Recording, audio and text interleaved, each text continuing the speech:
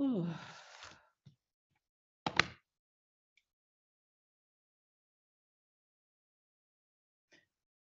This is 222388 GC, Davenport University versus Corey Wilson. May I have your appearances, please? For the record, Your Honor, Stuart Cullis on behalf of the plaintiff. Mr. Wilson, state your name for me, sir. Corey Wilson. Thank you. Today is the day and time set for hearing on the plaintiff's motion to set aside dismissal and reinstate case. Mr. Wilson, did you receive a copy of that motion? I believe so, Your Honor. Anything you'd like to say in response to that motion, sir? No, Your Honor. Thank you. The court did have the opportunity. I'm sorry, Mr. Collis, was there something you wanted to say? No, Your Honor, as I said, we appeared the next day. It was a matter of misclick on the calendar for Google and, had it on the wrong day. There's no prejudice to Mr. Wilson. We could refile the case and start all over. So it would just be more efficient to reinstate. Thank you. The court, having had the opportunity to review the motion, plaintiff's motion to reinstate case and set aside the dismissal is granted. Mr. Collis' office did supply a proposed order. The court has signed that. Mr. Wilson did appear at the hearing on January 3rd, and I cautioned you at that time, Mr. Wilson, that did not resolve the case in its entirety, and it was likely that we would be right back here. That being the case, would it be beneficial for you, Mr. Collis and Mr. Wilson, to go into a breakout room to discuss this matter? Would you just prefer the court to schedule it for its next pretrial? I'm certainly always willing to talk about these things, Your Honor. So if you want us to do so, I'm happy to do so. We could also, for all I'm concerned, if we can't resolve, consider the pretrial today so that we can move this case along. Either ways, I'm pretty easy. Mr. Collis, I have no preference at all. Mr. Wilson did file an answer originally that asked for a payment plan. So Mr. Wilson, if that's something you want to do, if you want to speak to Mr. Collis this morning and maybe get this case resolved. Yes, Your Honor. That'd be nice. Okay. My secretary is going to send an invite for you to go into a breakout room to discuss this case. When you're done, just come back out. And if you have a resolution, we'll put it on the record. And if not, we'll give you your next date, which will be March the 7th, it looks like. But come back out. Don't leave without talking back to, without coming back on the record with me, okay? Thank you, Your Honor. Thank you.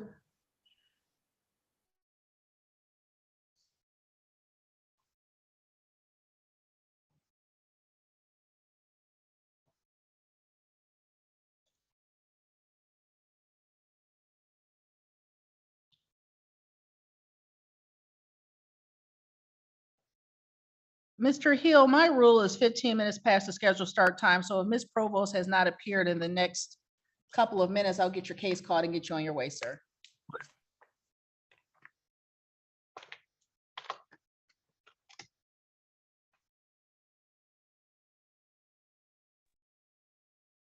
Your Honor. Sir. Good morning, George of Lakeshore Legal Aid. I'm here for Chattel Odom, but I hadn't had a chance to file an appearance. Just wanted to let you know. Thank you. And I see her coming into the courtroom right now, too. Do you need to speak to her? I spoke with her yesterday. If Mr. Koss is here on that matter, I would like to speak with him. He is actually the party. He's not the attorney. He's not from Mr. Levine's office. You want Mr. Graham Mason is coming in right now, so you want to. Excellent. Okay, thank you. Okay. Mr. Graham Mason. Good morning, Your Honor. Good morning, sir. I'm going to get you in with Mr. George on the Huron Estates Odom matter, okay? Thank you. Do you need your client with you?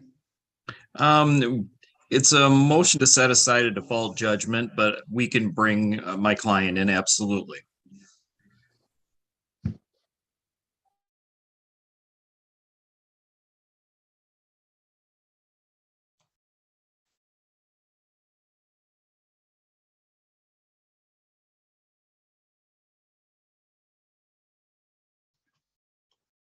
Mr. Hill, Yes, Your Honor. this is 224771 GC. This is Midland Credit Management versus Clarissa Provost. May I have your appearance, sir? I have 6143 GC. I've got David Herline as the defendant.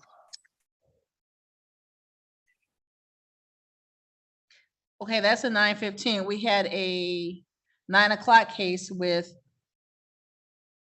that also has Elizabeth Smith listed as the attorney. Yes, they did not give me that You're one to only- cover. I do not have a file for that one, Your Honor. I'm just appearing as coverage counsel at their request. I know. I didn't recognize you as an attorney from their usual stable.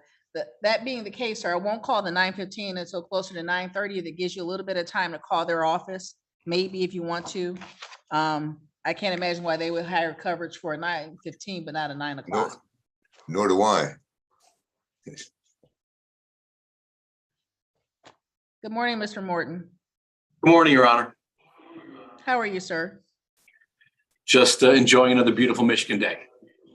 Where's Mr. Ali? He's logging in himself right now. He's with me as well.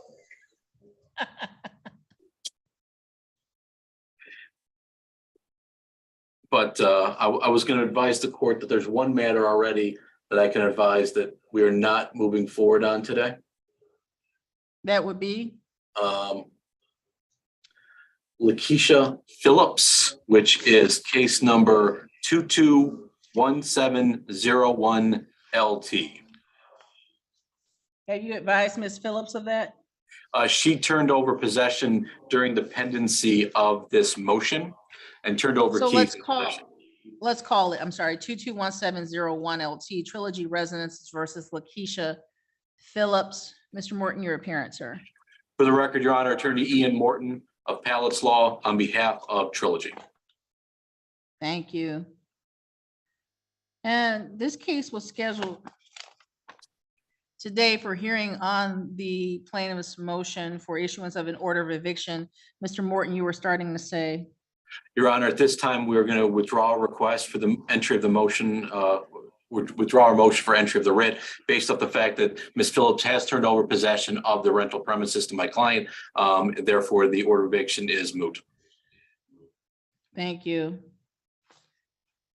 The file's been noted that the motion is withdrawn and that the defendant has surrendered possession back to the plaintiff in this matter. Should Ms. Phillips appear for some reason, we'll relay that information to her, but we'll consider this matter resolved for this morning.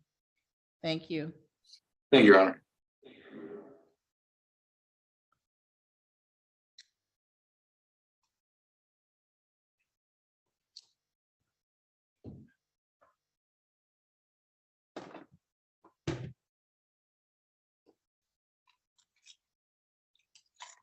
Mary Ann, I'm stepping off for a second, but I'm like literally just a second.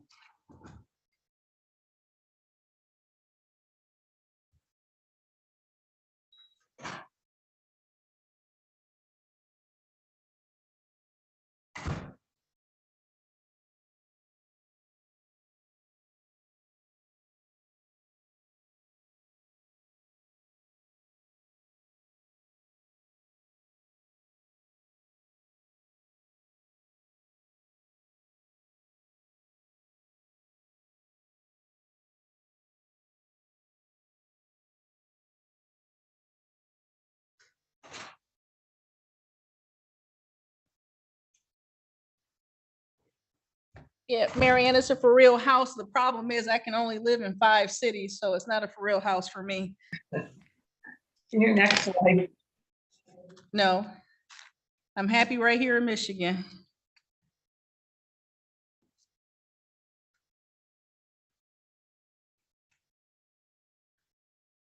Oh.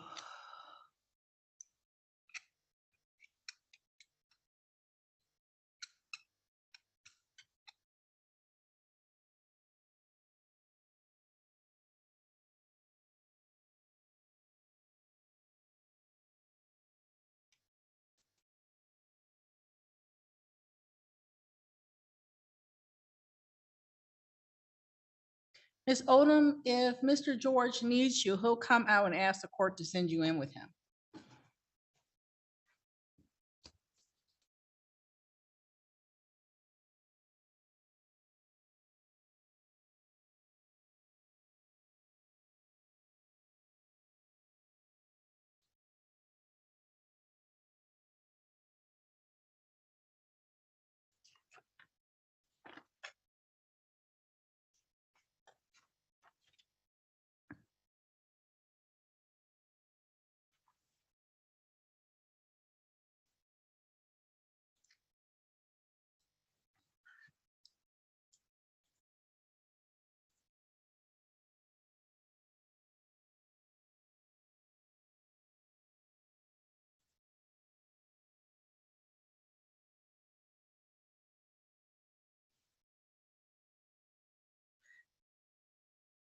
Mr. Hill, Mr. Hurtlian is on his way into the session. Do you need to speak to him before the case is called?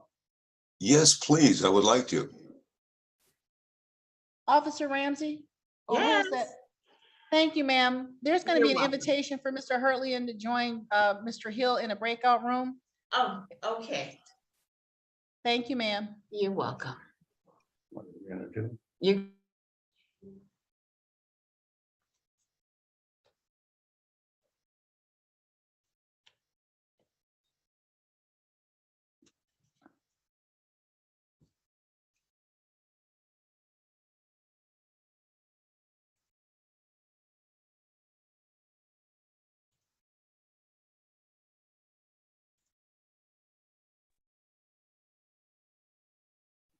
Mr. George, Yes, Your Honor.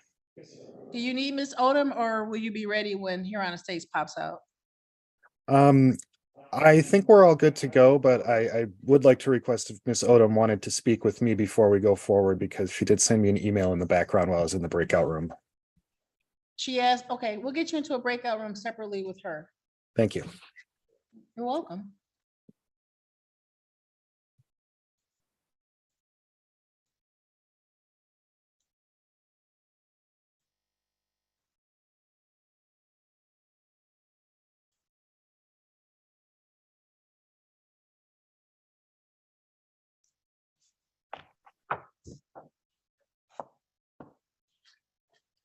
Mr. Graham Mason, Mr. George just went into a breakout room with Ms. Odom, but when he returns, I'll get your case called, sir.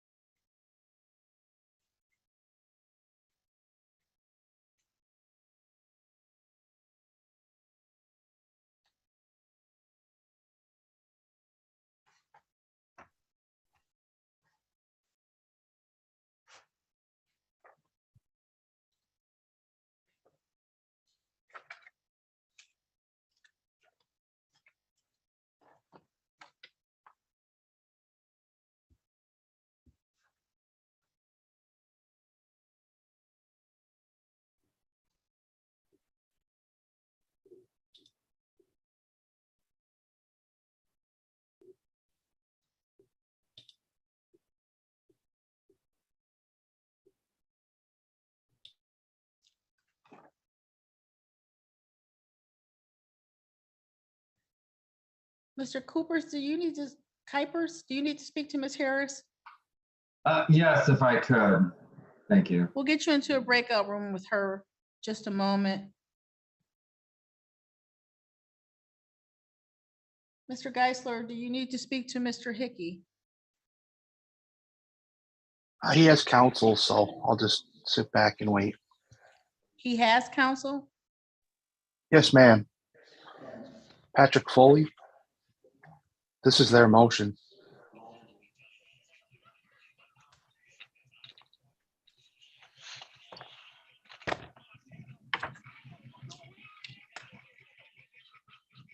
Thank you. Mr. Foley's name is not listed on the docket for some reason.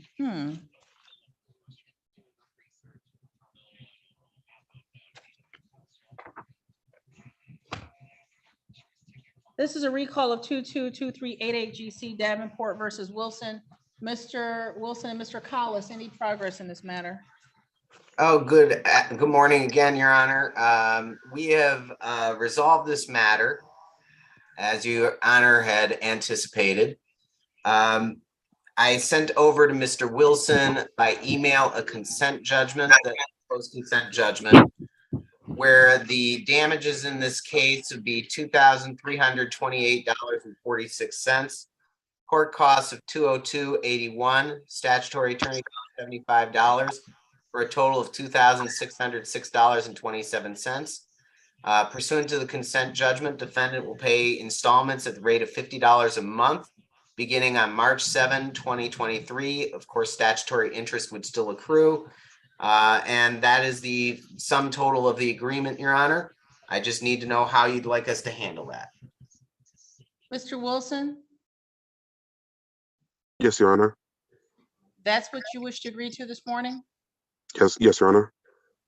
Mr. Collins, we can do it one of two ways. What this court will do is set a pretrial for March the 7th, 2023 at 9 a.m. But if Mr. Wilson is in receipt of the consent judgment, signs it, returns it to you, you sign it, submit it to the court either by email or snail mail, the court has no preference. You don't need to appear for that March the 7th date. Very well. Mr. Wilson, could you email that back to me with your signature then? Yes, I can. All right, wonderful. And then we could get that March 7 date canceled for everyone. Anything Okay. else, Mr. Collis? No, Your Honor, that'd be at 9 a.m., assuming that things don't go right. Anything else, Mr. Wilson? No, Your Honor. Thank you. I hope not to see you in March. Have a good afternoon. I don't want to see you again in March either, although I enjoy seeing you every time I get a chance. Thank you. This Thank you, Your Honor. is 224799LT Huron Estates versus Odom. May I have your appearances, please? Good morning, George on behalf of Chattel Odom, who is present in the Zoom courtroom. And Corey Grand Mason, Your Honor, appearing on behalf of Huron Estates. Thank you. Today was the day and time set for hearing on the defendant's motion to set aside the default judgment. Mr. George, how are we proceeding this morning? Your Honor, I had a chance to speak with Mr. Grand Mason and Mr. Koss in a breakout room. We have agreed to adjourn this matter for 2 weeks. And we're going to use that time to hopefully resolve the matter. That way there will still be the motion pending, so no writ will issue in the meantime. And we're hoping that Ms. Odom is going to be able to bring the rent entirely current before that next date. It will be just a little over 2 weeks. It'll actually be February 22nd at 11 a.m. back here on Zoom. February 22nd, 2023 at 11 a.m. back with me, back on Zoom. Anything else in this matter, Mr. Grand Mason? No, Your Honor, I think Mr. George had stated the positions of the parties accurately. Thank you. Anything else, Mr. George? No, Your Honor. Thank you. Ms. Odom, I'll see you on February 22nd at 11 a.m. unless the parties resolve the case some other way before that date, okay? Thank you. You're free to go. Have a good day.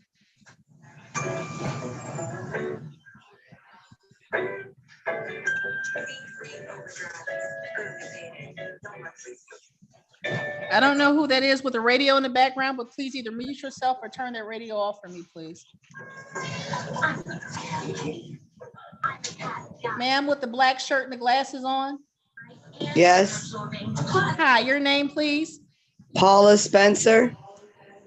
Thank you, ma'am.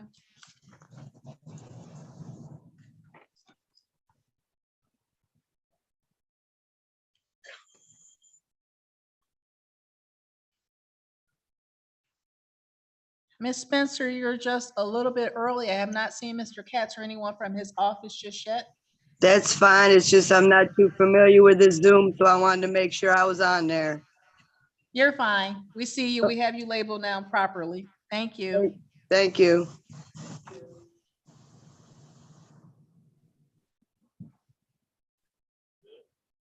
Mhm.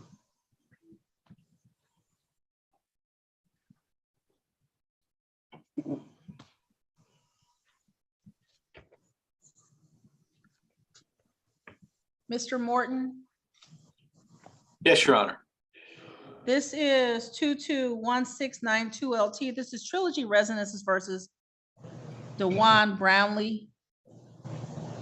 Thank you, Your Honor. For the record, formerly Attorney Ian Morton of Palace Law on behalf of Trilogy. Your Honor, this is a motion that my office brought before the court for entry of the order of eviction. There was a judgment entered previously back in November. The tenants continued to make statements about how they were seeking assistance.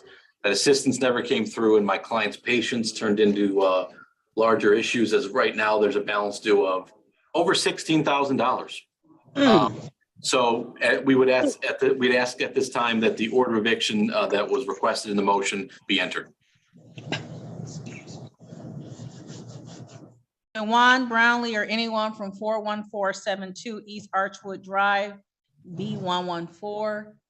This case having been scheduled at 9:15, it now being 9:31 by this court's clock, defendant having failed to appear, this court will grant plaintiff's motion for issuance of an order of eviction. That order is now signed. Plaintiff's office also attached thereto the actual order of eviction that is signed. The file will be downstairs in the civil department shortly. Anything else in this matter, Mr. Morton? Nothing else, Your Honor. Thank you very much. And then I will be back in front of the court in about an hour and a half. Thank you. Thank you, sir.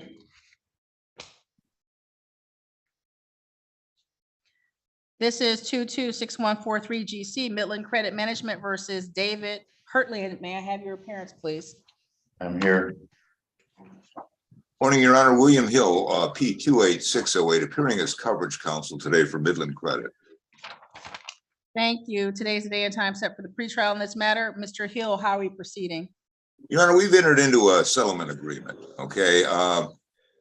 Apparently, Midland sent out a proposed consent judgment to Mr. Hartline. He never received it, but we're in agreement right now. The parties would agree to settle this case for the sum total of $1,056.58. No costs, no attorney fees. Mr. Hartline will pay us forthwith the amount of $120. Thereafter, on the 13th of each month, he will pay $100 per month until the judgment is satisfied. Midland will take no further collection action against him as long as the payment plans is honored. 120 forthwith. What is forthwith? Mr. Hartline says he can send one out today. As far as I'm concerned, as long as we receive it by the 13th, that would be acceptable, because it would be on the 13th of each month. He's going to mail one out today, he said. And is it not your office, Ms. Smith's office will mail that consent judgment to him? Your Honor, is it possible we can, I suppose that's what we'd have to do. Could we have permission? Mr. Hartline said he's given us permission to sign his name to that. If we can do that, we can sign it and get it out to you right away for entry.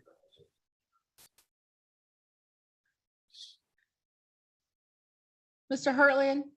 Yes. Sir, you wish to enter into a consent judgment for $1,056.58 total due to the plaintiff Yes. with a payment plan of $120 on or before February 13th and then $100 on the 13th of each month thereafter? Correct. And you're authorizing the plaintiff's attorney to sign your name to that proposed consent judgment? Yes, Your Honor. Mr. Hill, if plaintiff's office will submit that, the court will sign it, having confirmed Mr. Hurtland's desire to enter into such an agreement. As a control, the court will leave the adjourned pretrial on for March the 7th, 2023 at 9 a.m. so long as plaintiff's office gets that consent judgment filed with the court. Of course, that pretrial date will not be necessary. But Mr. Hurtland, as soon as the court receives it, it will be signed and a copy will be mailed to you at the address we have on file on North Liberty Street, okay? Yes. Any questions, sir? No. Anything else, Mr. Hill? No, Your Honor. Thank you. Thank you. That concludes this matter. Mr. Hurley, you're free to go, sir. Have a good afternoon and good luck to you. Thank you very much. Thanks, Mr. Hartline. Thank you, sir.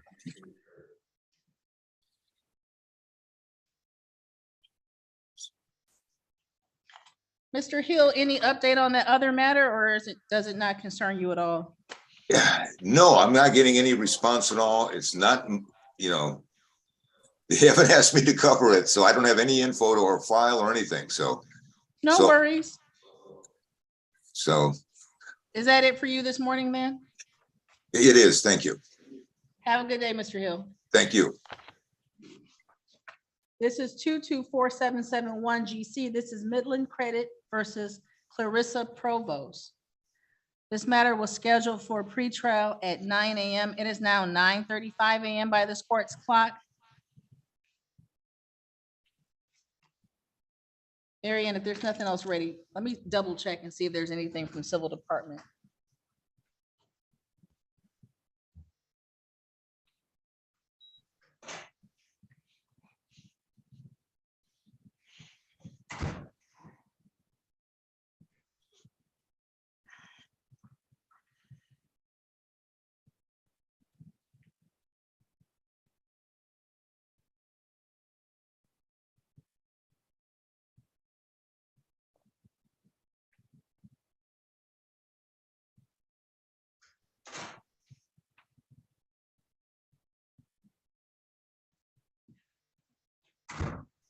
See, Marianne, I could not imagine that they would hire coverage for one file, not for the other. There was actually a consent judgment. Looks like it was filed yesterday, signed by the parties, marked as a default, but it is actually a consent. We'll fix that. Sign the consent judgment on the 224771 GC. Send that downstairs to the Civil Department.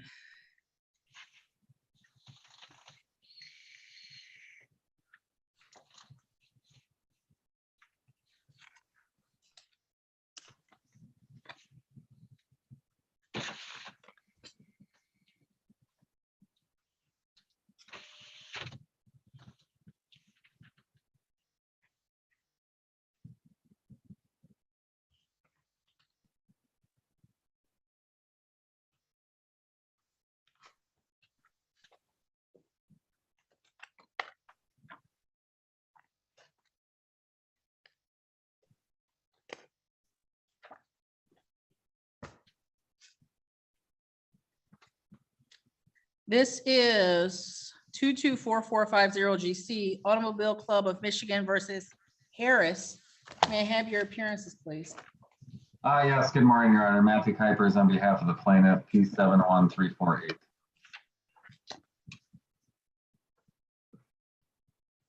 What happened? I just finished speaking with her. I know, she was just here. Here she is. She's Okay. coming back in through the waiting room. Hold on one second.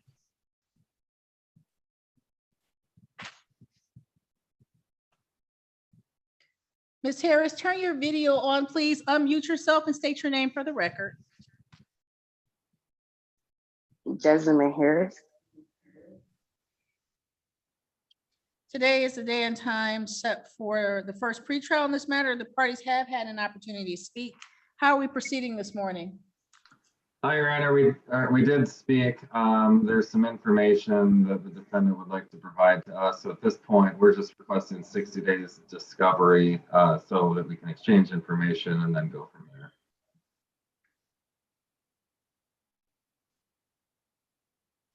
Thank you, sir. 60 days discovery commences immediately, closes 60 days from now.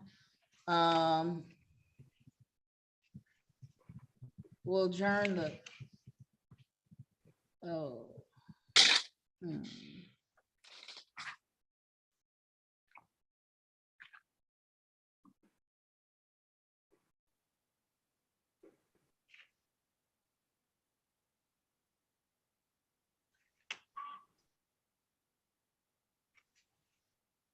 we'll adjourn the pretrial to May the 2nd. At 9 a.m.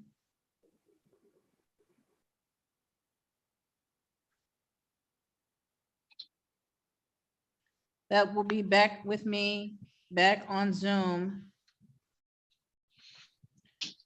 Mr. Kuipers, does your office anticipate filing a motion in this matter? If there's no resolution, yes, more than likely a motion will be filed. We can use that May 2nd date as a motion date as well, if you wish. That would work, Your Honor. Thank you. Thank you. Ms. Harris, now that discovery is open, you may receive requests for information, requests to admit or interrogatories from the plaintiff's office. If you receive such a thing, you'll need to respond to it as provided in the document. If there's something you want, documents or information you want from plaintiff, you must submit that request to them in writing. Understood? Yes. Do I also send the document that I'm sending to them to the court as well? Or is it just to them? If it's a document that you're responding to, just to them. If there's something you want to file with the court, you of course file it with a court copy to them or file. Both. Okay. Okay. Yes, makes sense. Thank you. Anything else, Mr. Kuipers? No, Your Honor, that's it. Thank you. Anything else, Ms. Harris? No. I'll see you back here in May. Have a good afternoon. You as well. Okay, thank you. You too. Bye. Thank you.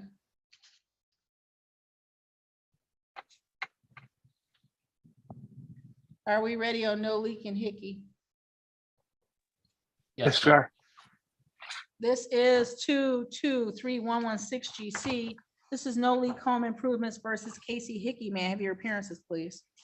Good morning. Colin Geis. Oh. Good morning, Colin Geis on behalf of the plaintiff, no leak. Sorry. No, sorry, Colin. I forgot I'm defendant. Your Honor, good morning. Patrick Foley, P number 74323 on behalf of the defendant Casey Hickey, who is also present here on Zoom.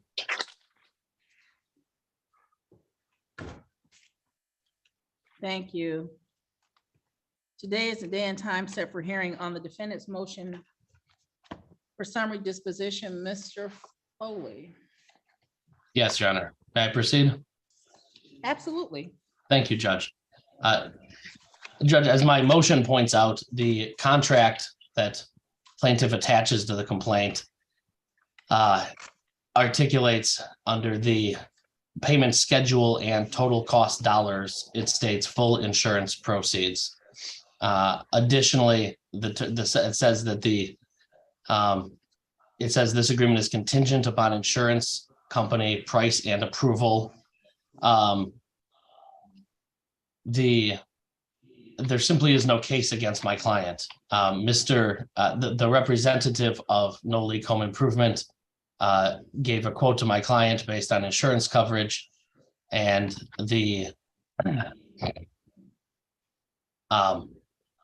literally it's that plain. I don't know how any way to put it. There's no description in the complaint as to how the plaintiff arrives at him being owed $13,000. There is no contingency written into this contract that my client would owe any direct money. In the response, the plaintiff now says that he did submit and that he got paid, something which he doesn't point out in his complaint. No Leak says, okay, we did submit and we got paid, and now they come up with a new allegation, which is that Mr. Hickey represented that his insurance company would cover the boards, meaning the roofing, the sub-roofing, right? There's flat plywood boards that go above the joists and under the shingles. Now in the response, plaintiff says, well, he represented that this would be the case, and it wasn't the case, and we submitted and didn't get paid. The problem is that even the paragraph that they reference in the complaint, or I'm sorry, in the contract attached to their complaint, where they say deck replacement bill as extra if incurred, $250 per square foot for OSB and plywood, and $3 a linear foot for planking, references 4 sheets and 20 feet, meaning that right there in No Leak Home Improvements agent's own handwriting, they refer to 4 sheets being used and 3 linear feet. And that is because that provision was related only to where there was an actual leak in the roof above my client's bathroom. And that comes to a total of $380 that if the insurance company wouldn't pay for $380 worth of sheeting, then my client would have to pay for it. It's limited by the contract. And most importantly, Your Honor, any of the references that plaintiff now attempts to make regarding my client are barred by the parole evidence rule. There is a unambiguous contract here that says that the insurance company is to pay for this job. And the full extent of my client's potential extra liability is $380 based on No Leak's own handwriting on the contract where they make notes and initial. So they're not allowed to make claims of what things my client said or other things. This is a fully integrated contract. And beyond that, to the extent No Leak now tries to claim that they supplied many more boards than that, and that my client's responsible, they're bound by the statute of frauds. Pardon me, Your Honor. MCL 440.2201 of the Uniform Commercial Code makes it clear that except as otherwise provided in the section, a contract for the sales of goods for the price of $1,000 or more is not enforceable by way of action or defense unless there is a writing sufficient to indicate that a contract has been made. They have absolutely no writing that would in any way obligate my client to $13,000. The contract is plain on its face. It says that the insurance company is to pay for this. It provides a limited $380 exception. It's not relevant to the present motion. We're not arguing it. We have massive counterclaims, which is why my client hasn't paid $380 to the plaintiff. But with respect to a complaint being filed requesting that my client has to pay $13,000 pursuant to this contract is preposterous, Your Honor. It's plain on its face. It doesn't meet the pleading requirements of MCR 2.116C8. And even accepting the facts as true under a C10 motion that they plead, there is no genuine issue here that they're not entitled to relief. And Your Honor, reserving a reply, that's the sum of my arguments. Thank you. Sir. Yeah, thank you, Judge. I think unfortunately the contract is not clear on its face, and there are questions of fact. It clearly states that deck replacement bill as extra, and the reason why it states that way is when you go out to a roof that you're going to replace, you can't see the wood that is underneath it, and you have no idea what is rotted. In this contract, the salesman included 4 sheets and 20 feet as part of the contract, but the additional amounts would have to seek approval from the insurance. And Mr. Hickey had made assertions that it was covered. And actually, this case is about the replacement under the roof. Well, the boards were being placed on the house is when Allstate came back and said, no, it's not covered. Mr. Hickey instructed them to continue the job and he would pay for it. Again, in reviewing an answer to this motion is where I discovered that I may need to seek a motion to amend my complaint to add the misrepresentation claim. This is a case where assertions were made, the work was done, and then when the bill came, it hasn't been paid. We haven't gotten to discovery, and I only have bits and pieces of the claim file, but I think through discovery with the claim file, it will certainly back up my client's position that Mr. Hickey indicated that it should be replaced.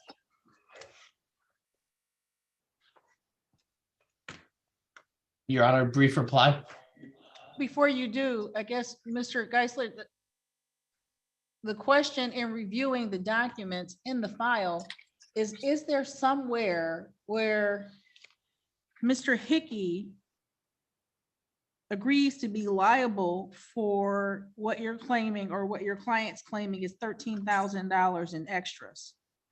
Yes, it's a section where it says, and it's poorly worded, and that's why I don't think it's clear, where it says deck replacement bill as extra if incurred. And then there's a clause in there that says No Leak Home Improvement will seek approval for customers' insurance companies out-of-pocket expensive upgrades for non-insurance related claims. So that's what they did. Once it was discovered this material would be needed, it was submitted in July of 2020 to Allstate. Allstate came back while the material is being placed on the house and denied the claim. Mr. Hickey instructed my client to finish the job, and that's where the questions of fact and issues in this case come about. And the total of that wood was like over $10,000.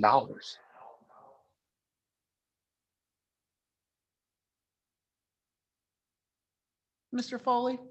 Thank you, Judge. Your Honor, I want to make it clear, we have factual responses to what's being said. And this is in no way a disparagement of brother counsel. Mr. Geisler represents his client, but his client's representations regarding how this whole thing went down are false. That's not, but they're not relevant for today because the law protects against this situation. I'm sure Your Honor has had plenty of contract cases, and the court is well aware that the standard for dealing with this is called a change order, where a client signs a piece of paper that says, okay, I agree to these changes to the contract. The contract as written provides for let me look again. 4 sheets at $250 a sheet and 20 feet of planking. And again, you know, if this case somehow survives today, then we'll file a counter complaint and get into the whole factual mess of it. But the point is that my client isn't supposed to have to deal with that because the statute of frauds makes clear that in trying to sell, and that's what this is, him representing that he's passing through the cost, i.e. buying and selling to my client OSB sheathing and planking in excess of $1,000, far in excess, meaning $13,000. The Uniform Commercial Code makes clear, MCL 440.2201, that he has to have it in writing.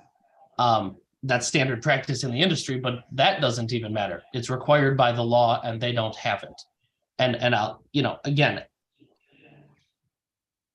this is really more of a C8 motion testing the sufficiency of the complaint. I did include C10, but and it is under both, but just based on the complaint itself, they can't have relief. And it's interesting that the new disclosures by No League, now they're claiming that statements were made by my client. That's not in the complaint. The complaint says we have a contract and he breached that contract. And the contract does not in any way bind my client to have to pay for this.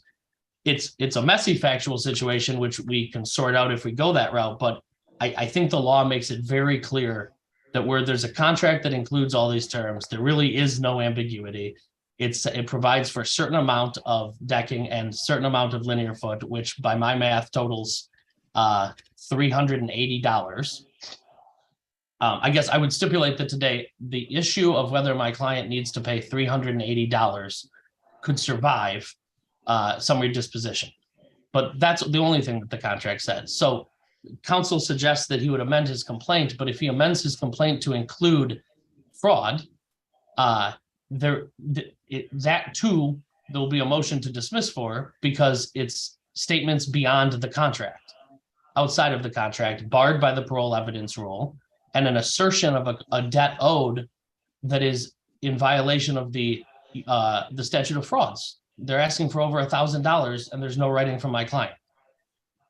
And I say to Your Honor, there's reasons for all of this and they're not what they state. It's not that my client's being slippery, but my client shouldn't even have to incur the expense of defending this because as a licensed contractor, I presume licensed, something which I'll investigate if the case continues. But as a contractor, this person knows, the representative of Geisler, I'm sorry, not of Geisler, not Mr. Geisler at all, the representative of No League knows that they have to obtain a signed change order to try to bill my client for something like this. So Your Honor, the complaint does not meet the legal standards, and there is also no genuine issue of material fact that my client cannot be liable on this debt.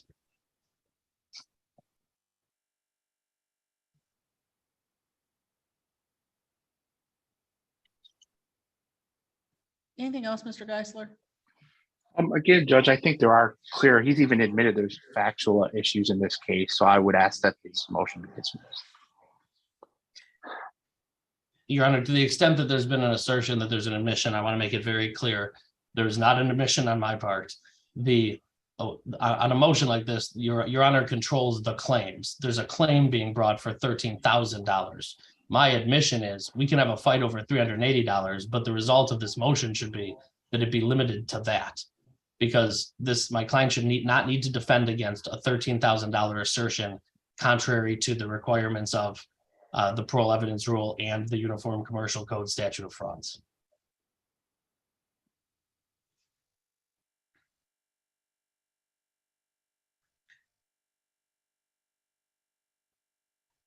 This court did take the opportunity to review both the motion and in response, all of the documents and pictures attached thereto. And the court is struck by the agreement by the parties, which indicate that the agreement is contingent upon insurance company price and approval. The agreement does not obligate the customer or company in any way unless it is approved by the customer's insurance company, accepted by No Leak Home Improvement. It is this court's finding that the defense motion for summary disposition is granted, that the plaintiff has failed to state a claim on which relief may be granted at this time. Anything else on behalf of the plaintiff? Oh, Judge.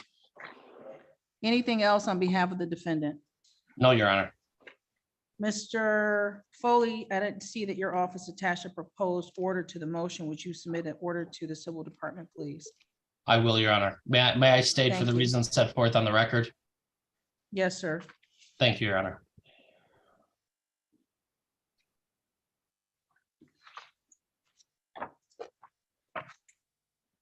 That concludes this matter.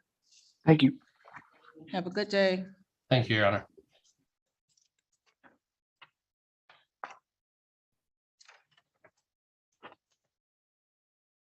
Mr. Graham Mason, this is 224535 LT. This is Bill Properties versus Demetrius Peters. Good morning again, Your Honor. Corey Grand Mason appearing on behalf of Beal Properties. Demetrius Peters or anyone at 6353 Middle Belt Road, apartment number 2. Mr. Graham Mason, this motion in this case was scheduled at 9:30 a.m. It's now 9:57 a.m. by the court's clock. Defendant having failed to appear.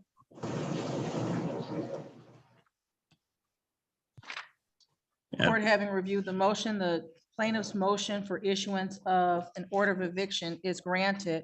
Court will sign the order that was previously submitted to the court. Unless there's something else, Mr. Graham Mason. No, Your Honor. I didn't know if I needed to make a record about the 56 days, but if you're satisfied, I'm satisfied. Thank you. I'm satisfied as it is laid out in the motion. The order and the order are signed. Anything else in this case, Mr. Graham Mason? No, Your Honor. I will be back at 11 o'clock. Thank you. Thank you, sir. Have a good day. Oh, I'll see you at 11.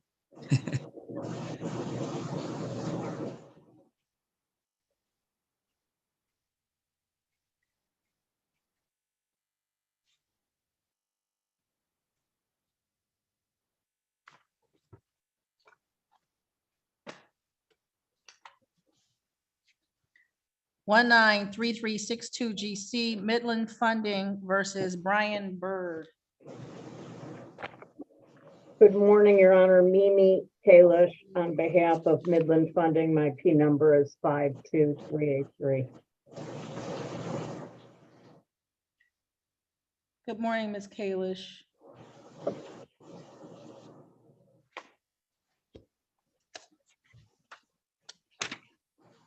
Brian Bird. Today was the day and time set for hearing on the defendant's objections to a garnishment.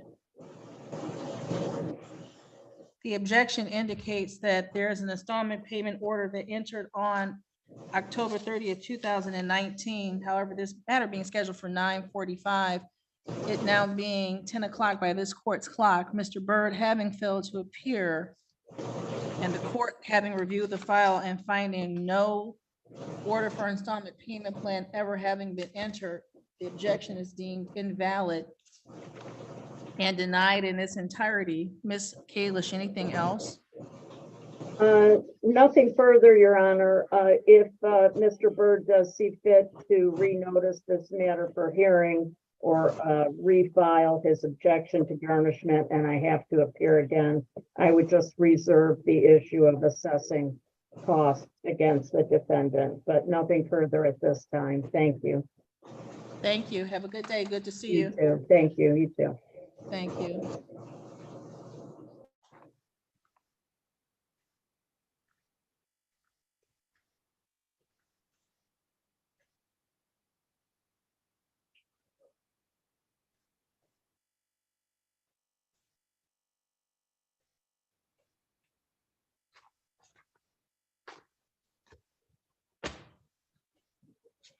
This is 226170 LT. This is Barrington versus Paula Spencer. May I have your appearances, please? I'm here. Good State your morning, Your name, Honor. please, Sidney ma'am. Katz on behalf of the plaintiff.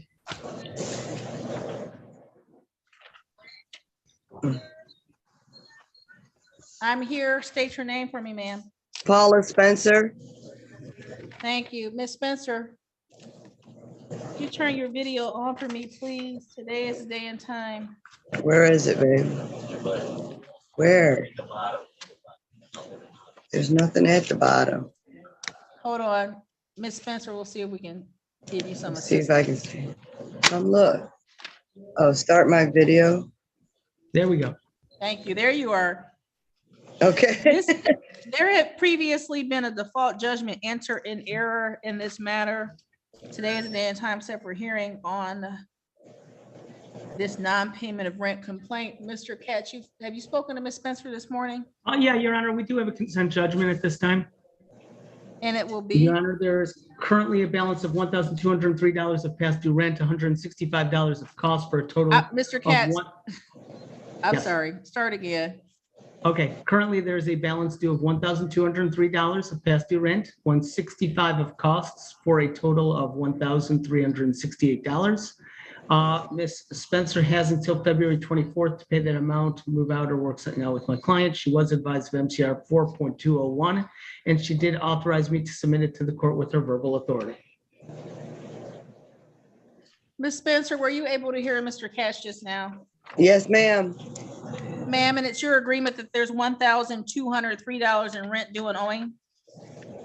I thought it was 1368. That's the total. That's the total, but Ms. Spencer, help me. The rent total due and owing is $1,203. Okay, yep. And then $165 in costs to the plaintiff. Okay.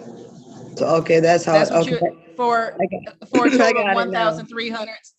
Okay, and ma'am, All you right. agree that that's the total amount due, $1,368? Yes, ma'am. And you agree that you will pay this amount or vacate the property by February 24th, 2023? Yes, ma'am. And because you appear on Zoom, there is not a signed consent judgment. Did you agree that Mr. Katz may sign your name to a consent judgment with these terms? Yeah, yes. And ma'am, Mr. Katz, did he explain to you that because you are not represented by an attorney, that this consent judgment will not be final and enforceable for 3 days? Yes, ma'am. Do you have any questions, Ms. Spencer? No, ma'am. Mr. Katz's office will submit a consent judgment to the court that has these terms. The court will sign it. The copy will be mailed to you at the address we have on file on Stephanie Street, okay? Yes, ma'am. That concludes this matter, Ms. Spencer. You have a good All right. afternoon and good luck to you, ma'am. Thank you. You Thank too, you. ma'am. Thank you. Thank Have a you, good thank day. you, Mr. Katz.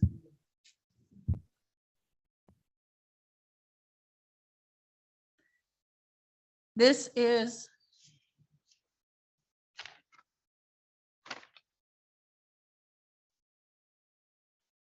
This is 215464 GC.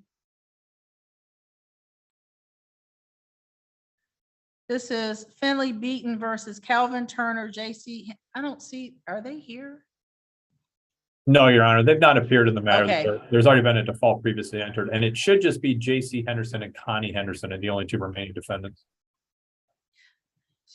Thank you. Sir, the court's policy is 15 minutes after scheduled start time. So if they're not here by about 10:15, I'll call the case and get you on your way, okay? All right, I will wait. Thank you. Thank you.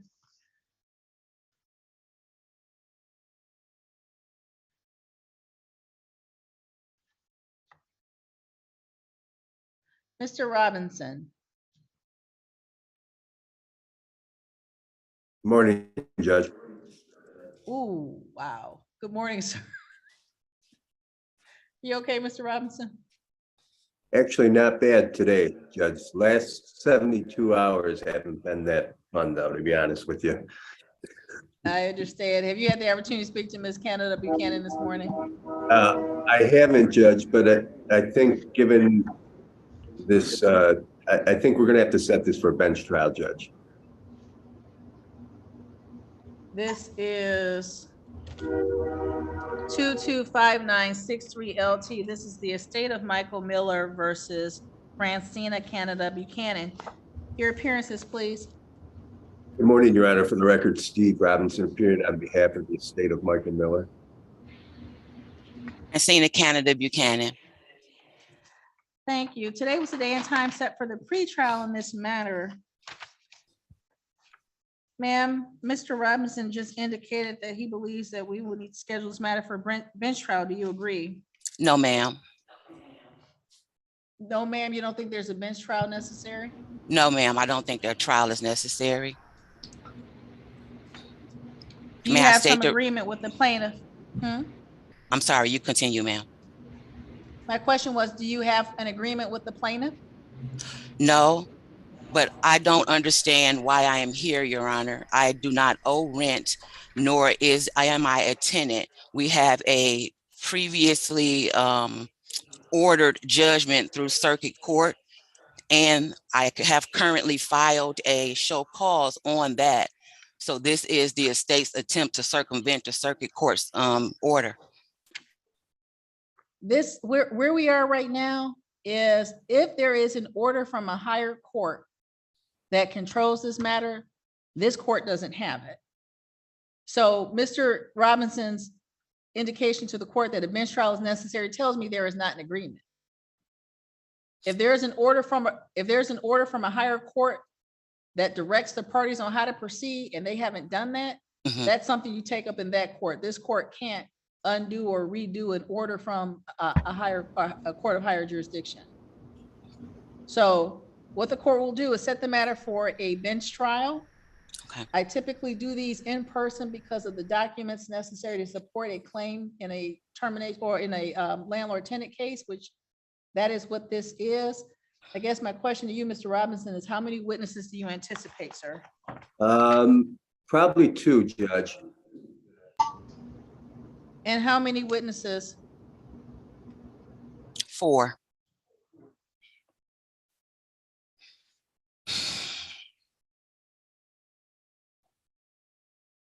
Mr. Robinson, how long before you're ready for trial? Your Honor, I think usually you schedule them the following week, but I'm ready whenever you are, Judge. I have, according to the CDC, I have 1 more day of quarantine, so. And Ms. Canada Buchanan? Do you have some day or time constraints on when you're available for a trial? Yes, I work full time, so is it possible that we can schedule after the March 6th date, Your Honor? What is March 6th? The show cause hearing. Mr. Robinson, do you know what she's referring to? I know she's referring to a show cause. I did receive a copy of I have not received a notice of hearing on that, so I'm not familiar with any dates.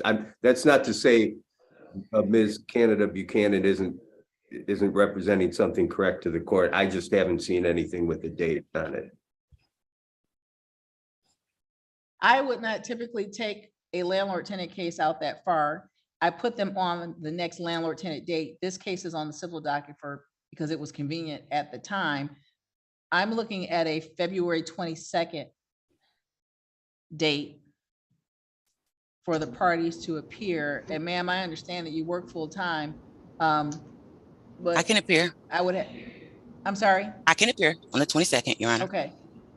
That's the 22nd. I would anticipate doing it in the afternoon so that you're not stuck with the other second hearings. Okay. Fine. I'm sorry, Mr. Judge. Robinson, if you want to check your schedule? Yeah, I've got my calendar right here, Judge. That's good with me. The My 22nd? yeah, my client is also on the hearing. I'm assuming that's okay with them because I haven't heard an objection. That's fine. Yes. I'm just double checking. I don't think that there's anything scheduled in this courtroom on that date as of yet. I just know that that's the usual day for second hearings. There's a, Mary Ann, there's already a pretrial scheduled at 1 o'clock. So let's schedule in-person trial in this matter at 1:30 on February 22nd. I just saw that. February 22nd, live in courtroom number 1 at 1:30. Ma'am, bring all necessary documents and witnesses with you. Mr. Robinson, if you receive something from a higher court that would suggest that this matter does not need to or cannot go forward on that date at that time, or same thing to you, Ms. Canna Buchanan, if there's a reason why we should not be prepared for a live trial on that date, as soon as you become aware of it, let this court know so that we don't. Your So that we Honor, don't have you come in just to say that this matter is stayed by some other proceeding. Your Honor, if I may, if I do receive a copy of an order, an actual order to show cause, or Ms. Canada Buchanan, would the court mind if I emailed that to Your Honor and for you to decide whether whatever that says is acceptable to you? Because I don't want to be stepping on any toes either. So would you If mind? this court, absolutely not. If this court receives documentation from either party that suggests that this matter is stayed by a proceeding in a higher court, then I will just renotice it for our next second landlord-tenant cycle, which will put us first or second week in April. But the order has to be unambiguous. Right. I have seen the proposed order, Judge, and I can state that there is no stay provision in it, but again, I would rather have the court look at it rather than you make that decision, so. Okay. Bless. Anything else, Mr. Robinson? No, Your Honor, thank you. Anything else, ma'am? No, Your Honor, thank you. I'll see you on February 22nd unless we don't. Thank you. Thanks. Stay safe. You're welcome. How do I get out of this? So, Mary Ann, as usual, I have questions to which I will get no answers.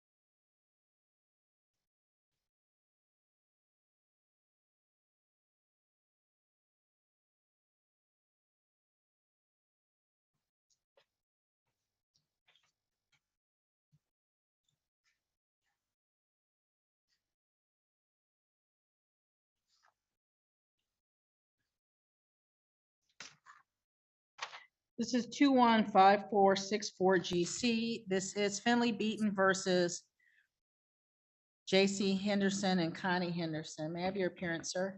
Yeah, John Ivanchik on behalf of the plaintiff, Your Honor, Finley Beaton.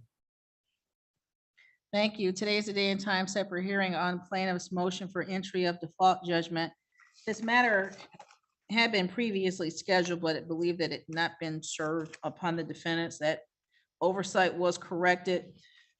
The proof of service is dated January 11, 2023, directing the defendants to appear this morning for hearing on the motion. Motion was scheduled at 10 o'clock.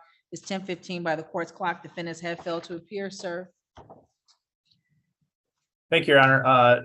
Plaintiff is requesting a judgment for damages in the amount of $8,949.27. To support this, we've attached a receipt or an estimate invoice from a collision shop in Belleville. I want to say it was Burhops.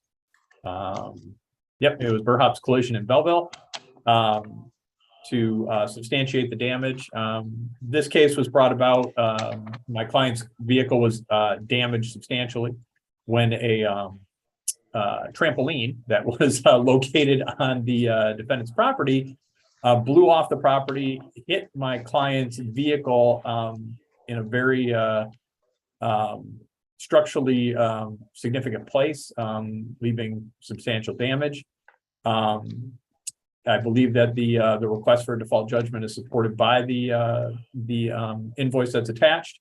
We'd also request court costs in the amount of, I have $326.70 in the judgment, but when I totaled it this morning, it came up to $343.70.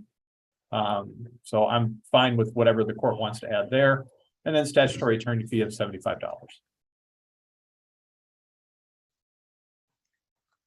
Thank you. Defendants having failed to appear or respond to the plaintiff's motion, the default judgment shall enter in favor of plaintiff and against defendant with principal damages of $8,949.27. Mr. Ivanchik, the court will take you at your word as an officer of the court that the total for court cost should actually be $343.70, and then the $75 attorney fee if your office will submit the default judgment showing that dollar amount. Hold on one second. Yep. Thank you, Mary Ann. Submit that, you can submit that electronically or by snail mail. The court has no preference. Where can I submit it electronically? Civil at 34th District Court-mi.org. Okay, I think I have that. You have that because you've used it before. Thank you, Your Honor, for telling me what I know. I mean, I know that I've received stuff from your office that I personally, but the court has received electronic submissions. It's that same address. And they'll Okay. get it up here. I'll get it signed and get it back to you, okay? Thank you. I had another matter. It was scheduled at 10. It was, my clients were the Freemans. We settled it with Judge Green. I think the court called last week because they haven't received the judgment as of yet. We received it because I signed it. My note Oh. says signed settlement. Okay. All right, good. I was just looking on the register of action. It didn't say that as well, or I guess it does. Well, hold on one second then. My Yeah. note to myself on the docket actually says that I signed it, so, Okay, and I don't have the file, so it's signed. It might just not be entered on the ROA as of yet. fair enough. Just want to make sure we weren't missing a hearing. Anything else? No, I think that's it. Thank you, Your Honor. Have a good day. Thanks, you too. Thank you. Ma'am, Andrea? Yes, ma'am. What are you here for, please? I have a court date. I'm so sorry about that. It's for 10:30 for garnishment. What's the name on the file? Do you have the case number? I can get the case number for you. Oh, no, Miss Watkins? Yes. I see you. You're just a little early. Your case is Yes, ma'am. scheduled at 10:30. I Oh, haven't I seen Ms. Cohen's office as of yet. No, you're fine. Sit Okay. tight. If the attorney's office appears, you'll go into a breakout room and talk to them. But I'll be back out to get the case called as soon as possible, okay? Okay, thank you so much. Thank you.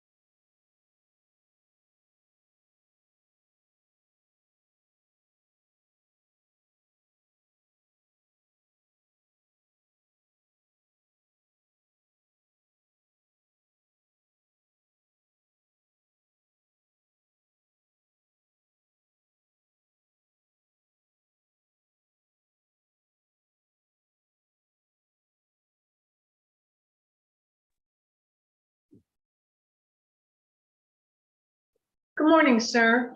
Good morning. I have Miss Watkins is here. Do you need a breakout room with her? Yes, please. Okay, thank you. Miss Watkins, you're gonna see an invitation to join the breakout room. Just click on that, please. Okay. Thank you. Yes, ma'am.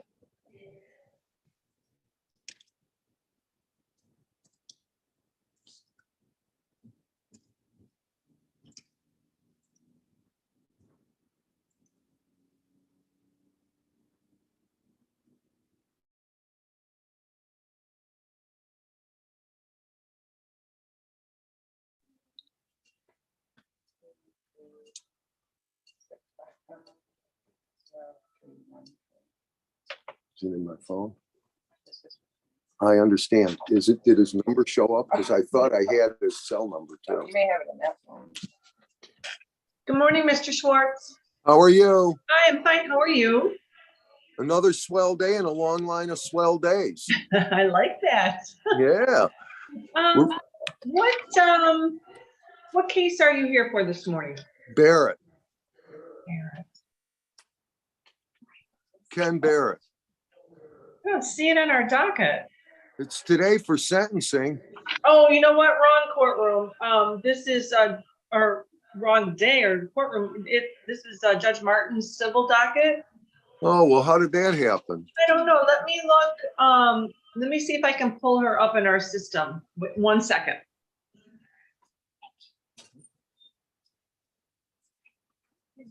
599-785-6038. I might have put the wrong one in. Oh, I did. Did you figure it out? Yeah, you know what? I had both Zoom numbers and I looked at Judge Edwards and put yours in. Oh, okay. All right. So, Well, sorry. no Have a problem. great Good seeing day. you. You too. Bye-bye. Thanks.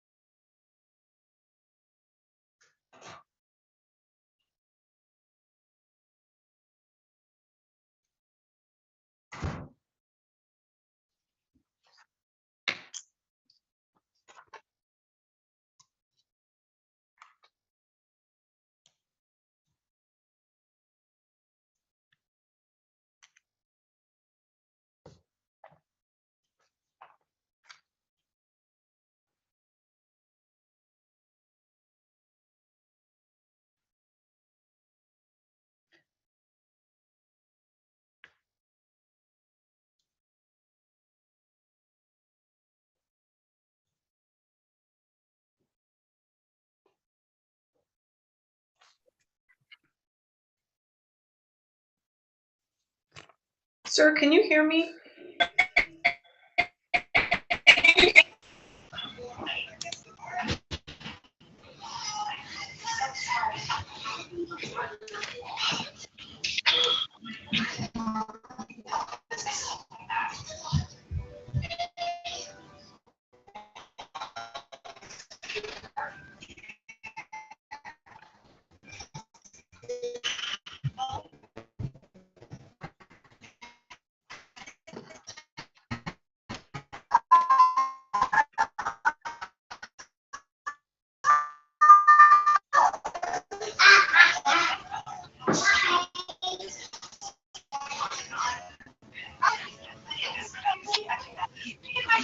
Where is that coming from? I can't tell. It shouldn't be coming from it.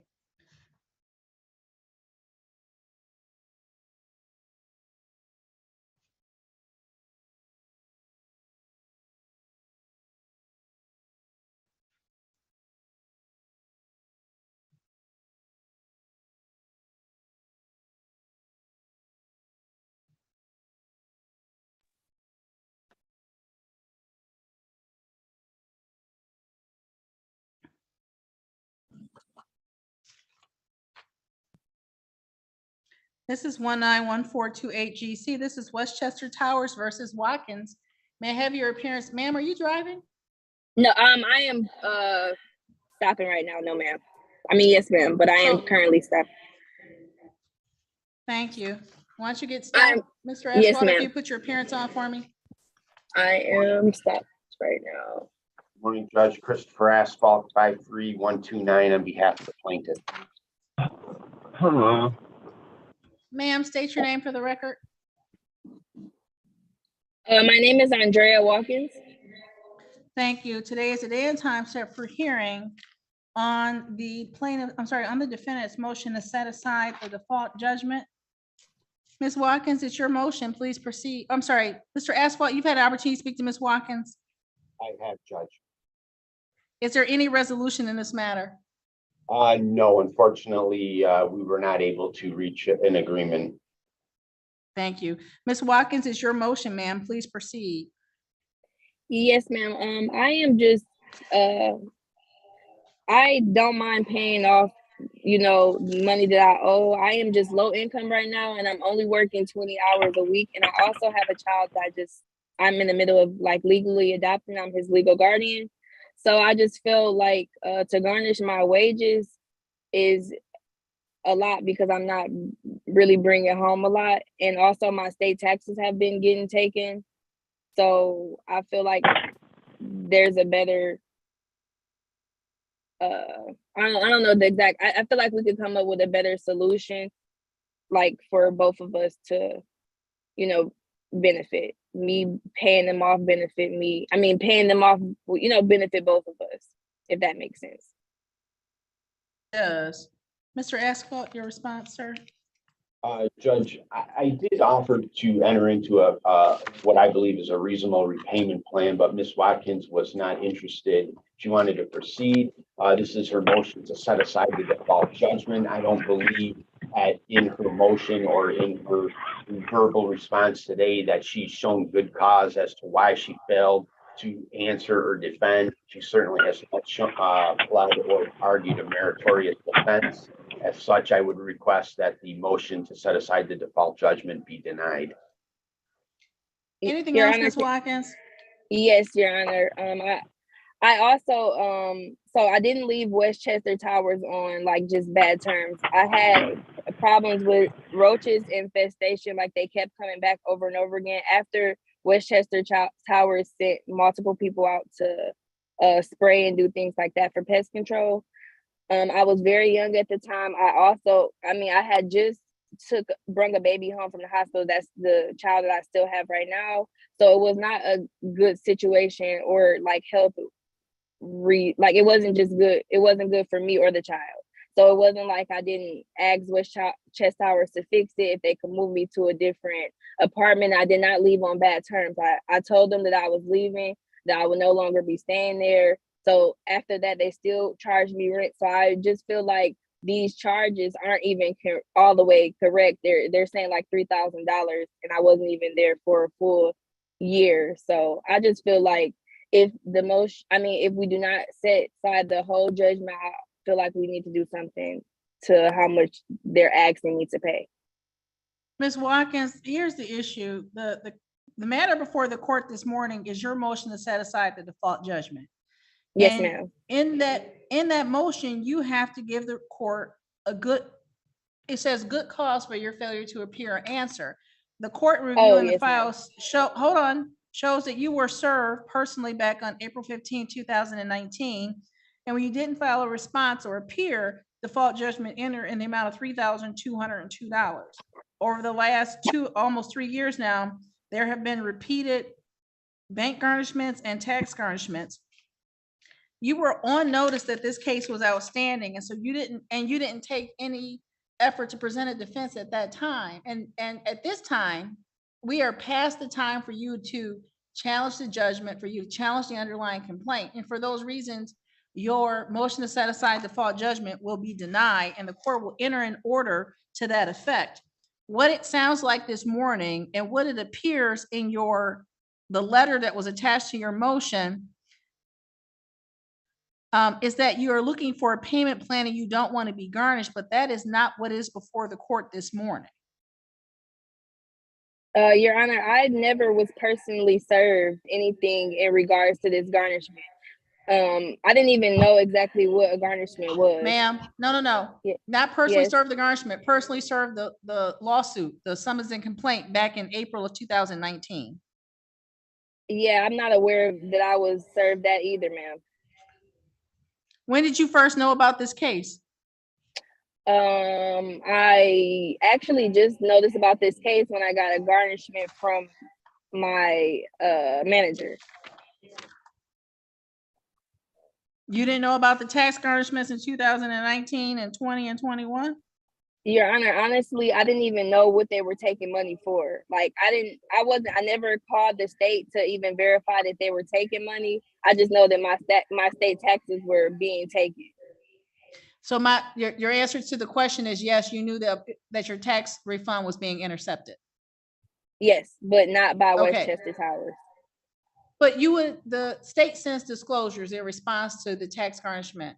The point of the court this morning is that you knew about this case back in 2019. So your motion to set aside default judgment has to show that there was some reason to set aside that default judgment from April of 2019. When you tell the court that you knew about this case and didn't do anything back then, the court can't upset the judgment.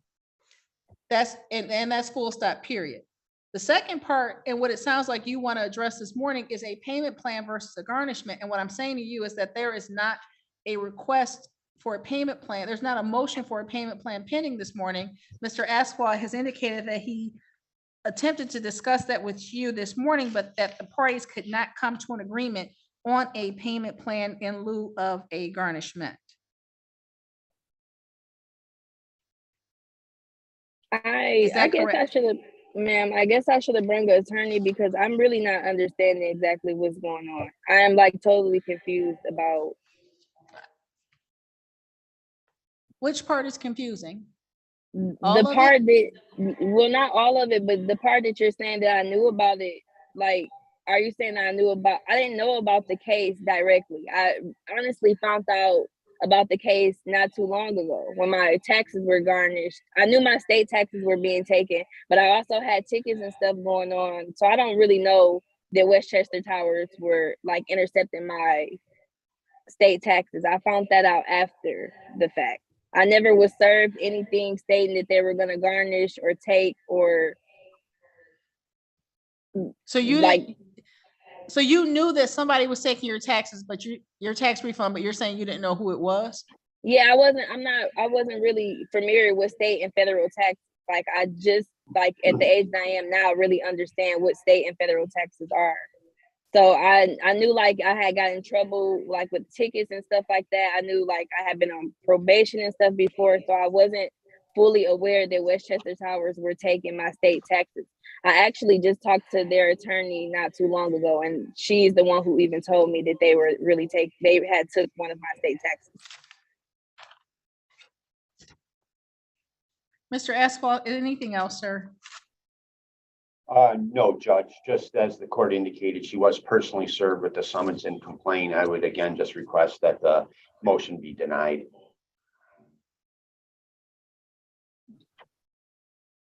Court has already denied the motion and signed an order to that effect. Ms. Watkins, the time to challenge the judgment just has passed.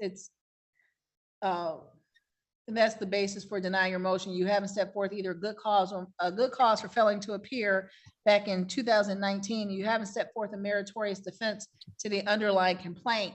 That does not mean that the parties if not this morning, at some future date, cannot discuss a payment plan, or you can't motion the court for a payment plan. That's just not what's before the court this morning, okay? Can I bring an attorney next time, like to this court hearing? This is it. There's nothing else No, outstanding. I'm with the gonna court. put, I understand that, ma'am. I'm gonna put in a motion because if they're not gonna set aside judgment, I need to put in a motion for a payment plan that is for good for both parties. Exactly. That's your absolute right. You can do that with an attorney, or you can do that on your own. Okay, thank you. Thank you, ma'am. Have a good day. You too. Thank you, Judge. Thank you, sir. Good to see you. Mr. Driver with the blue shirt on. I muted you because your radio was messing up the rest of the hearing.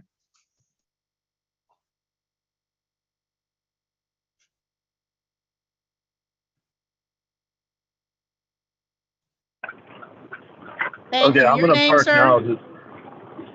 My name is Finley Beaton.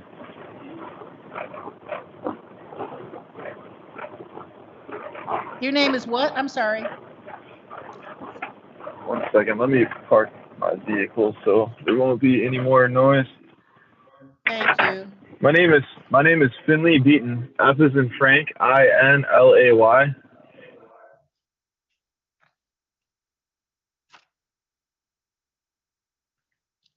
You have a case scheduled this morning, sir?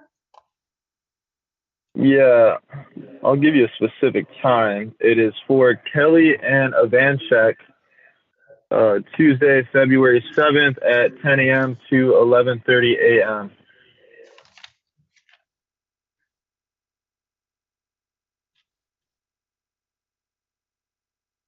Oh, Finley Beaton.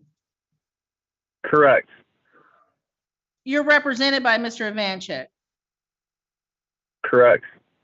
That case is already done. Default judgment will enter in favor of plaintiff and against defendant. He's already come and gone. Oh, okay. Yeah, they rescheduled it for me. I didn't know about that. You're okay. Okay. follow Have a with great Mr. day, Judge. You too. Thank you. Bye-bye. Bye-bye. Good morning, Ms. Snyder. Good morning, Your Honor. How are you, ma'am? I'm doing well. How are you? Wonderful. I have not seen Ms. McCaskill as of yet. This court's policy is 15 minutes after the scheduled start time. If she's not here by about 11:15, I'll get your case called and get you on your way, okay? I appreciate you, Your Honor. Thank you. Ms. Thompson, Mr. Graham Mason was here earlier. He should be back momentarily. We'll get you to the breakout room so you can discuss the case. Same thing, Ms. Chambers.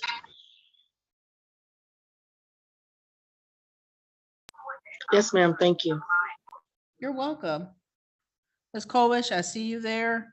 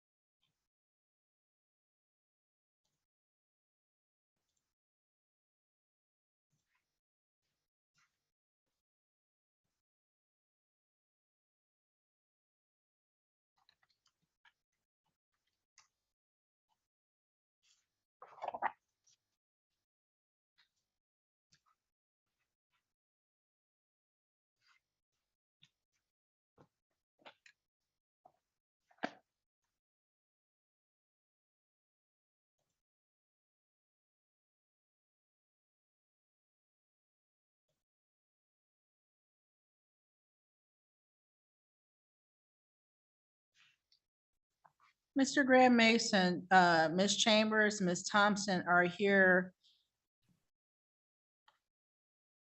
Would it be Very good. beneficial to go into a breakout room with them? Yes, along with Ms. Kobish as well. Marianne will get you moved into the rooms with them. I appreciate it. Thank you. Thank you.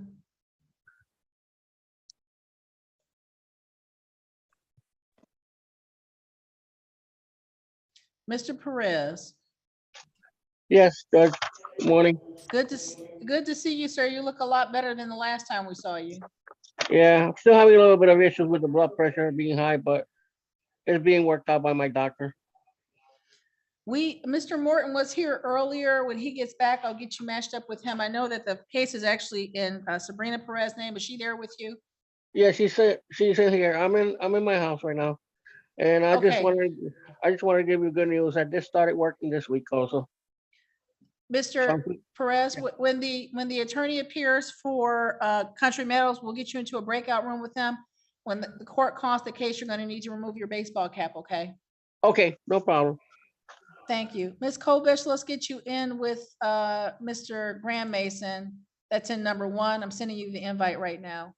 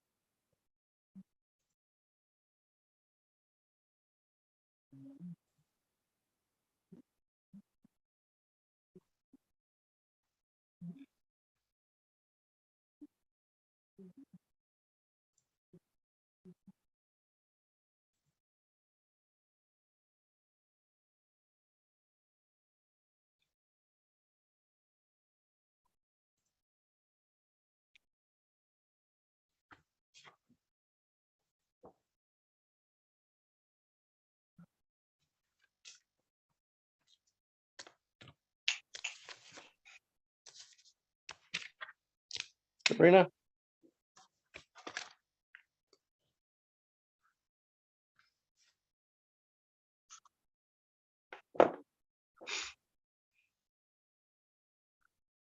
Ms. Chambers?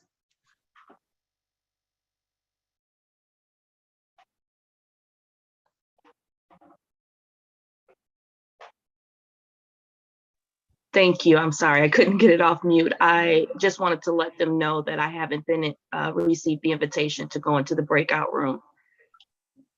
There's someone already in there with the attorney. When he's done with them, we'll get you in, okay? Oh, I You're understand. fine. Thank you. You're welcome.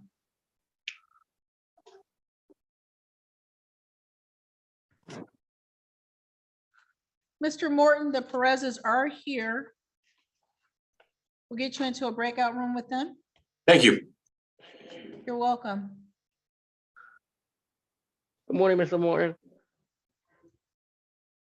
Mr. Perez, you should see an invitation to go into room number 2 with him. Please go there.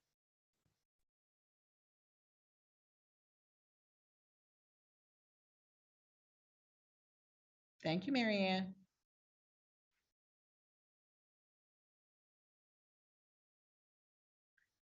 Ms. Chambers has the best screensaver. Oh. I was thinking the same thing.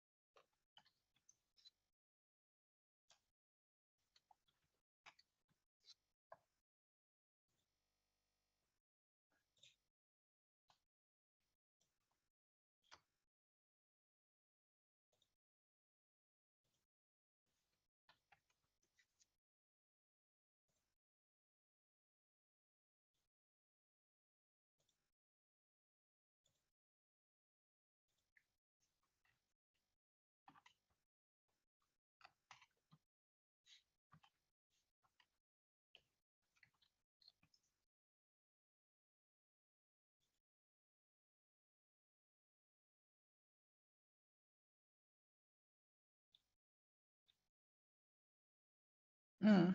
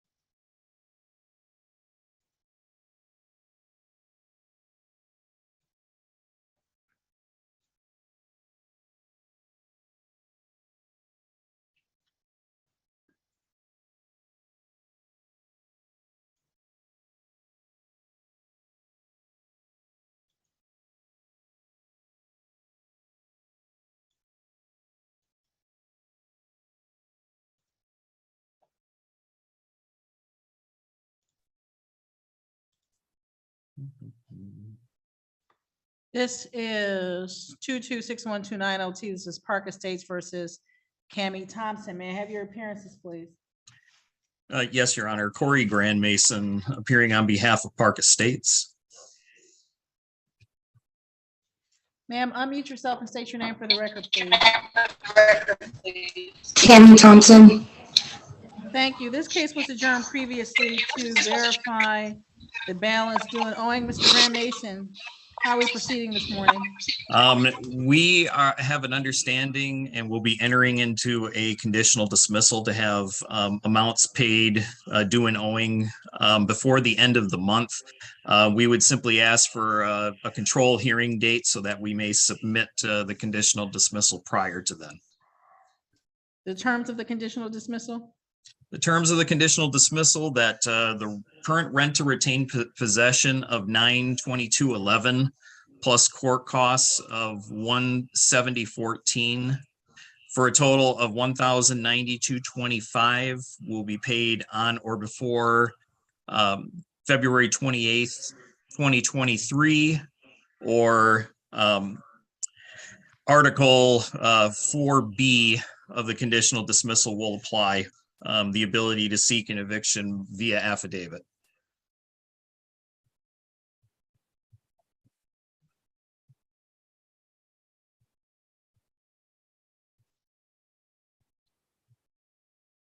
Ms. Thompson, were you able to hear Mr. Graham Mason just now? Yes, ma'am. And it's your intention to enter into a conditional dismissal with his office with rent due of $922.11 and $170.14 in costs? Yes. And that total is $1,092.25 that will be paid on or before February 28, 2022? Yes, ma'am. You understand if you pay this amount, the case will be dismissed? Yes. Mr. Graham Mason's office will prepare that conditional dismissal and send it to you for signature. So long as you get it signed, he'll countersign it and file it with the court. And that will resolve the matter, but we'll technically adjourn this case to February 22nd at 10 a.m. back on Zoom, back with me. You will not need to appear so long as you sign that conditional dismissal, get it back to his office so that they may file it with the court. Once it's submitted to the court will sign it and a copy will be mailed to you at the address we have on record, okay? Okay. Anything else, Ms. Thompson? Bless you, Ms. Kobish. No, ma'am. Thank you, Ms. Thompson. You're free to go. Have a good day. You too. Thank you. Mr. Graham Mason, we'll get you back into a breakout room with Ms. Chambers and your client, okay? Thank you, Your Honor. You're welcome.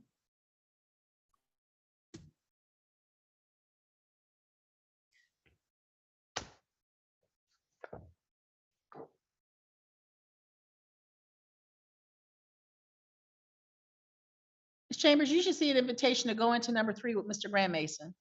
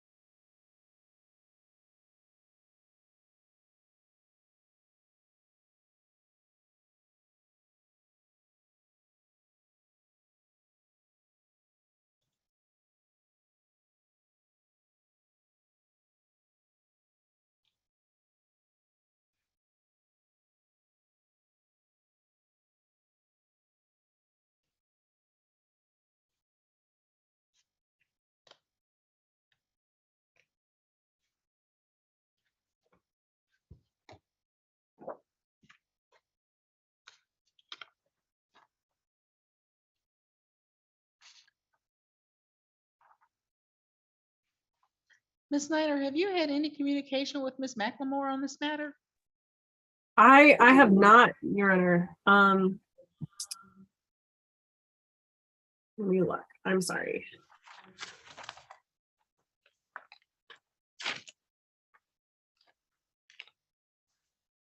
Yeah, I have not, and my client, it doesn't look like my client has had any communication with the tenant as well. They came to the last one, so I'm not quite sure why they're not here. This was the date we agreed to. We're almost there. I'm showing 11:12 by my clock. Let's give it a couple more minutes and I'll get it called. Okay. Thank you. Thank you.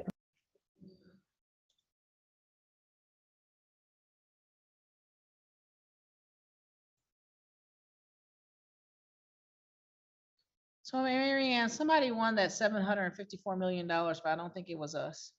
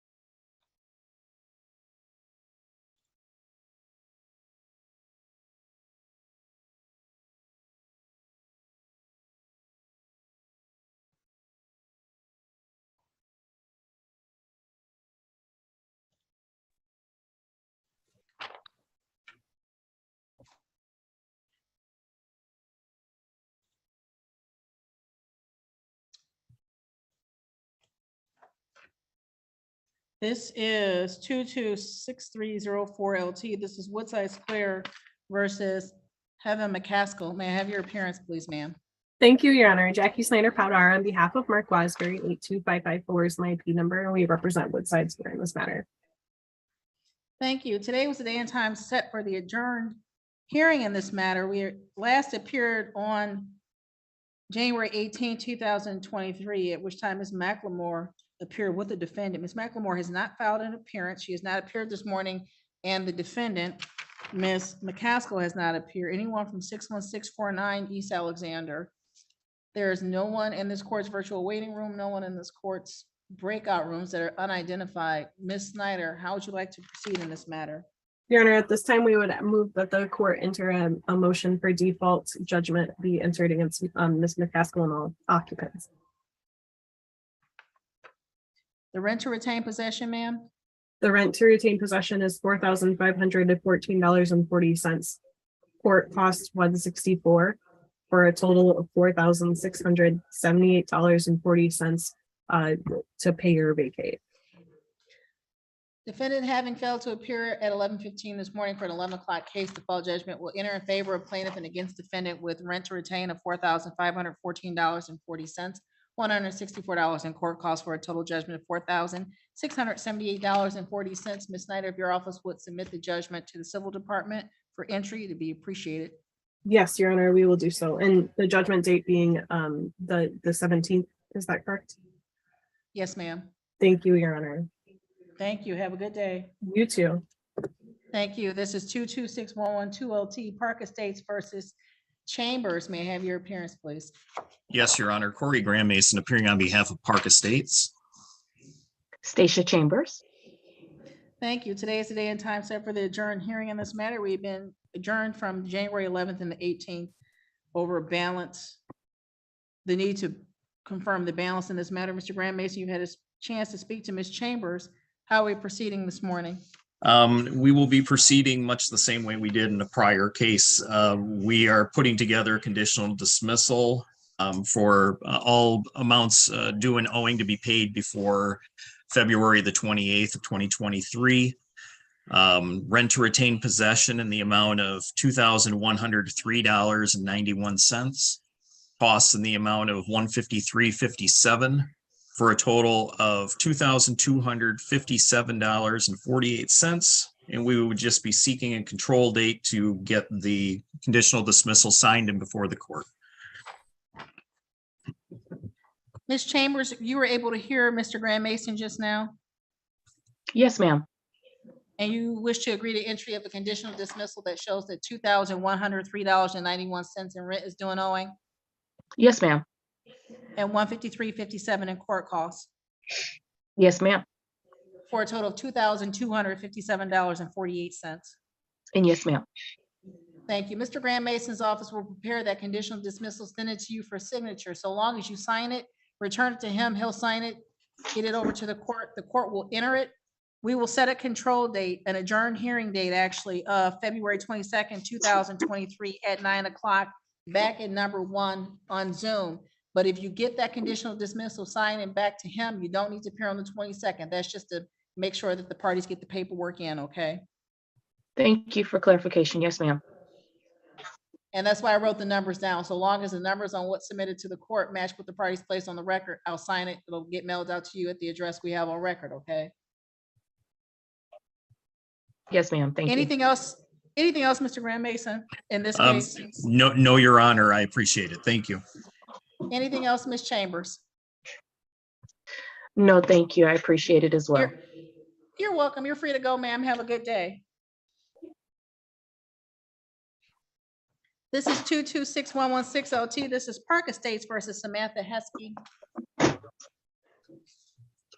And Your Honor, Park Estates is represented by Corey Grandmason, P 64392. That Samantha Heskey or anyone from 13 Brandy, Belleville, Michigan.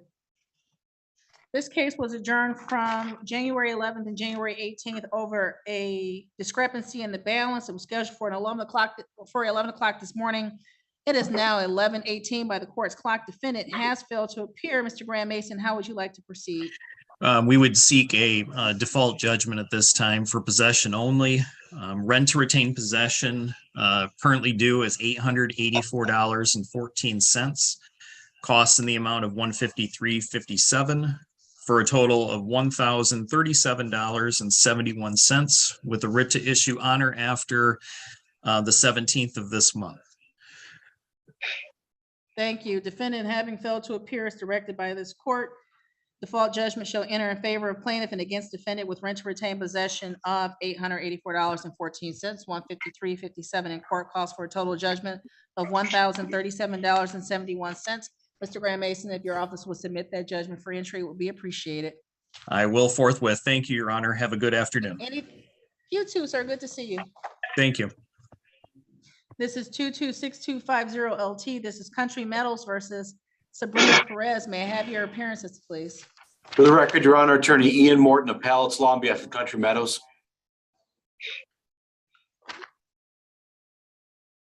Mr. Perez, where's Miss Perez? She's right here.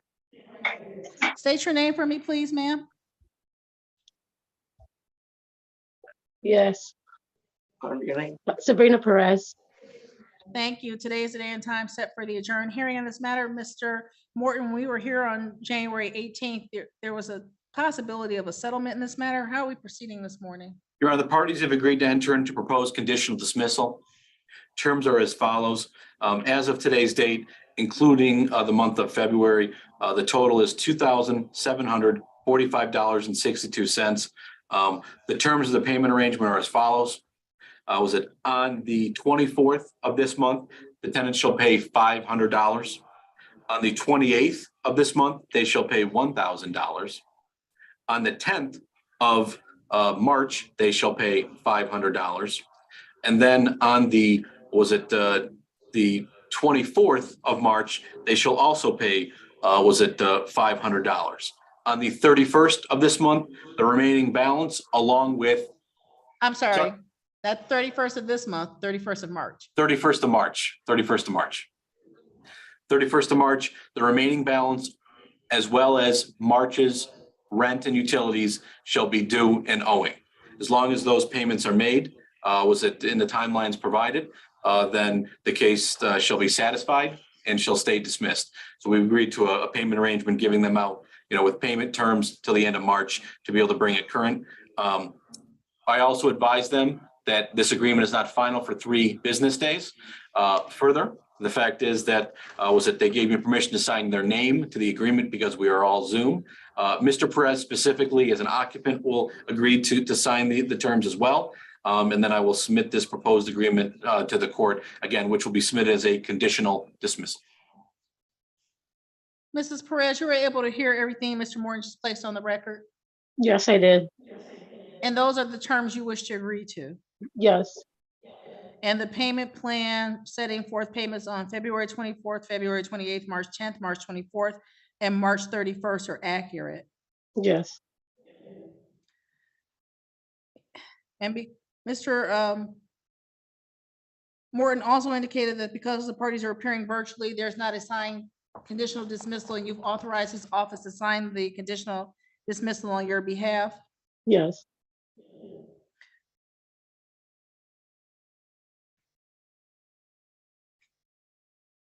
And finally, because you're not represented, this conditional dismissal would not be final and enforceable for 3 days. yes. Do you have any questions, Mrs. Perez? No, I thank you a lot. No.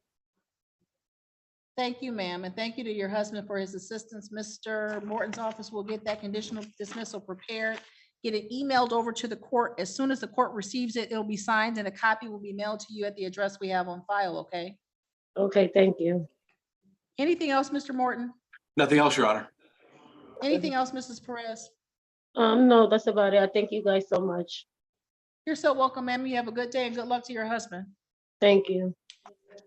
Thank you, Your Honor. I believe that's my only matter. It is. Have a good day and good to see you, Mr. Ali.